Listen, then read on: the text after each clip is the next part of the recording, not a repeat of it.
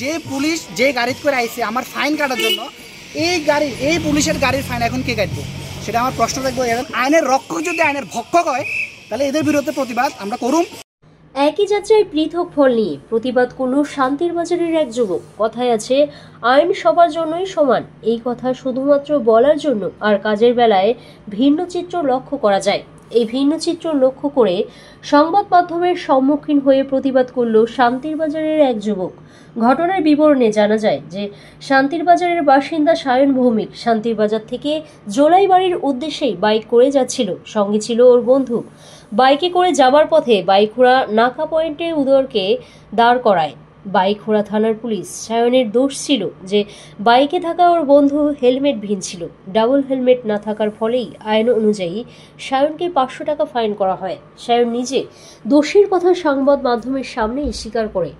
Double helmet না থাকার ফলে ওকে ফাইন করাতে পুলিশকে সাধুবাদ জানায়। কিন্তু সায়ন পরিবহন অ্যাপসে দেখে জানতে পারে বাইখোড়া থানার পুলিশ যেই গাড়ি করে চলাফেরা করছে বা যেই গাড়ি করে এসে চেকিংয়ে বসে সেই গাড়িরই কোনো বৈধ কাগজপত্র নেই। এ নিয়ে সায়ন ভৌমিক পুলিশের কাছে জানতে চাইলে পুলিশ কোনো প্রকার সদ উত্তর দিতেই পারেননি। অবশেষে সংবাদ মাধ্যমের সম্মুখীন হয়ে সায়ন ভৌমিক ওর ক্ষোভ উপড়ে দেয়। ঠিক আছে, আমার বন্ধুর সহ আমি গেছিলাম ভাইকোড়া ক্রস করে জোলাইবাড়ির দিকে। তো আমার ডাবল হেলমেট আসছিল না, তো এটা আমার অপরাধ, আমি অপরাধ স্বীকার করছি। ডাবল হেলমেট যেহেতু আমার নাই, আমি 500 টাকা ফাইন দিছি এবং আমি দিতেও রাজি, আমি কোনো অস্বীকার করছি না, আমি ফাইন দিয়ে দিই।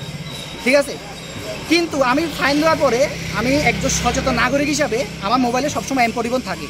ঠিক আছে, এম পরিবহনে যখন আমি এই গাড়ির নাম্বারটা চেক করছি, দেখেন TR030928, এটা পুলিশের গাড়ি।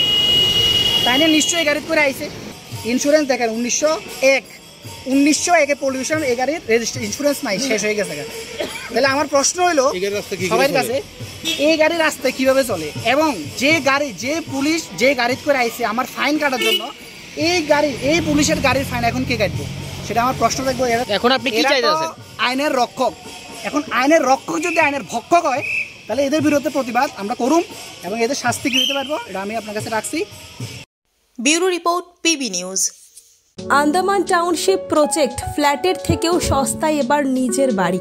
প্লট করার জায়গা মাত্র 1,80,000 থেকে 3 লক্ষ টাকা কাঠা এবং সাথে সাথে নিজের নামে অগ্রিম রেজিস্ট্রি করে নিন। আরও বিশেষ আকর্ষণীয় থাকছে আপনাদের জন্য। রাস্তা থাকছে 12 থেকে 16 ফুট চওড়া, 24 ঘন্টা জল ও বিদ্যুৎ সরবরাহ, পরিকল্পিত ড্রেনেজ ব্যবস্থা ও নিরাপত্তার ব্যবস্থা থাকছে এবং আরও থাকছে স্কুল।